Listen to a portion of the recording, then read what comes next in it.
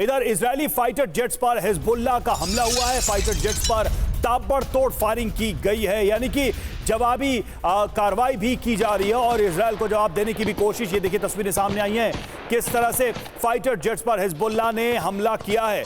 ताबड़तोड़ गोलियां चलाई गई हैं, फाइटर जेट्स को टारगेट किया गया है।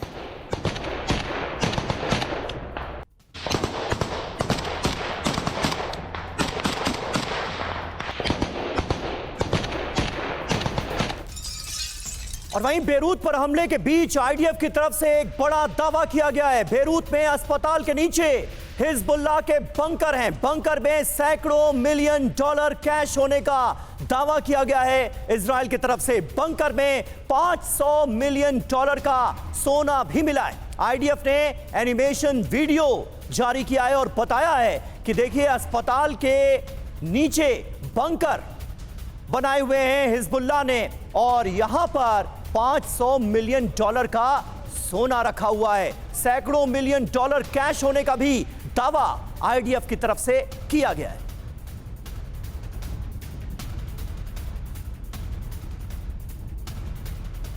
और अगली बड़ी खबर का हम करते हैं रुख। देखिए अस्पताल के नीचे खुफिया बंकर और अल सालेह का ये बंकर था, ये पता चला है। और देखिए इजरायली हमले ने बेरूत में मचाई है तबाही, ये भी सामने आ रही है जानकारी।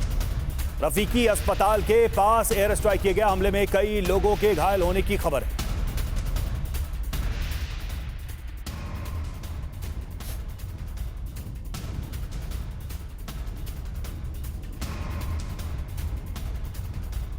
तो अस्पताल पर अभी हमला नहीं करने का ये प्लान नजर आ रहा है और बेरूत में अस्पताल के नीचे खुफिया बंकर है, ये जानकारी सामने आ रही है। किस तरीके से शील्ड का इस्तेमाल किया जा रहा है इन पब्लिक स्पेसेस को, ये भी एक चिंता की बात है, क्योंकि गाजा में हमने ये चीज देखी थी। हॉस्पिटल्स को बनाया गया था अपना कवच और वही चीज यहां पर भी दिखाई दे रही है।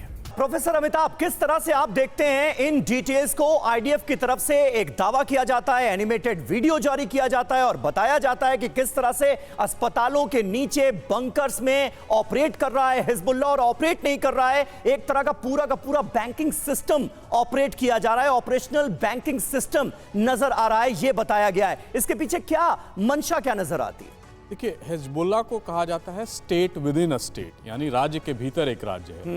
और हिजबुल्लाह एक, जैसे सबने कहा, फिलैंथ्रोपिक ऑर्गेनाइजेशन भी है। स्कूल्स हैं, यूनिवर्सिटीज़ हैं, मेडिकल कॉलेजेस हैं, हॉस्पिटल्स चलाता है। और इसमें सबसे बड़ी बात है कि लेबनान जो है लगभग एक फेल्ड स्टेट है।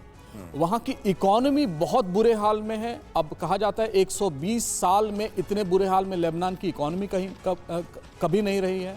योआव गलांट ने आज से 1 महीने पहले, 1.5 महीने पहले ये कमेंट किया था कि अगर हिजबुल्लाह के अटैक चलते रहे तो हम लेबनान को पाषाण युग में भेज देंगे, स्टोन एज में भेज देंगे। तो शायद उसी की तैयारी, इस प्रोसेस में जो लेबनान है वो सफ़र कर रहा है, जो लेबनान के लोग हैं। और लेबनान सिर्फ हिजबुल्लाह ही नहीं है, लेबनान में क्रिश्चियंस हैं, लेबनान में सुन्नी मुस्लिम्स हैं। हिजबुल्लाह सिर्फ शिया को रिप्रेजेंट करता है और इसके पहले भी इजराइल ने क्रिश्चियन मिलिटेंट्स को एड करके वहां पे अस्थिरता फैलाई थी और हिजबुल्लाह से लड़ाई की थी। तो इस प्रोसेस में पूरी तरह ये देश तबाह हो जाएगा।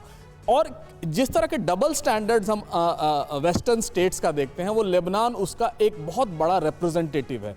अभी तक कोई रिएक्शन नहीं हो रहा है पूरी दुनिया से। अगर हिजबुल्लाह टेररिस्ट ऑर्गेनाइजेशन है तो पूरा लेबनान क्यों सफ़र करे? अगर हिजबुल्लाह के पास इतने कैश हैं, अंडरग्राउंड बंकर हैं, तो पूरा देश क्यों सफ़र करे?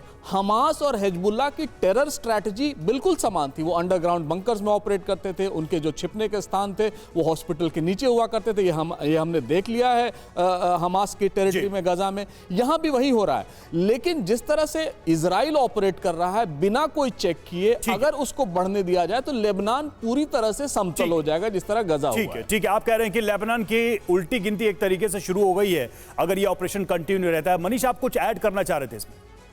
देखिए, जैसा कि प्रोफेसर अमिताभ भी कह रहे थे, दरअसल सदियों पहले तुलसीदास जी कह गए हैं कि समरथ को नहीं दोष गोसाई, वरना पश्चिमी देश जिस वक्त वेपन ऑफ मास डिस्ट्रक्शन के नाम पर इराक में जाते हैं और सद्दाम हुसैन को हटा देते हैं, तो कायदे से अमेरिकी सेना और CIA को उसी दिन आतंकवादी घोषित कर देना चाहिए। जब लीबिया में कर्नल गद्दाफी को हटा देते हैं तो उस वक्त CIA को जो है सो बहुत बेहतरीन ऑर्गेनाइजेशन की जगह और टेररिस्ट ऑर्गेनाइजेशन कहना चाहिए। हमें ध्यान रखना चाहिए कि हमास हो या हिजबुल्लाह हो, इसको कभी भारत सरकार ने आतंकी संगठन नहीं घोषित किया। बिल्कुल। और लेबनान एक संप्रभु राष्ट्र है। इजरायल अपने सुरक्षा के लिए कोई भी एक्शन ले सकता है, लेकिन फिर कोर क्वेश्चन तो वही है, क्या भारत सरकार सभी आतंकियों को खत्म करने के नाम पर पाकिस्तान में जाकर इस तरह की बमबारी करती है? नहीं करती है। या दूसरे और मुल्क करते हैं? नहीं करते। ये केवल अमेरिका, इजराइल ही क्यों करता है? ये केवल पश्चिमी देशों को इसकी छूट क्यों मिली हुई है? वो इसलिए क्योंकि उन्हें लगता है कि उन्होंने जिसको टेररिस्ट कह दिया। लेकिन जैसे एक उदाहरण आपको दे रहा हूं कि हर देश की टेररिज्म को लेकर पॉलिसी अलग अलग है। यही तो दुख की बात है। लगातार प्रधानमंत्री मोदी ने संयुक्त राष्ट्र के मंच पर यही कहा है कि आप टेररिज्म को लेकर अपनी अपनी परिभाषा लेते हैं, वरना मैं आपको बताऊं, ईरान में आज इजराइल जंग शुरू करने वाला है।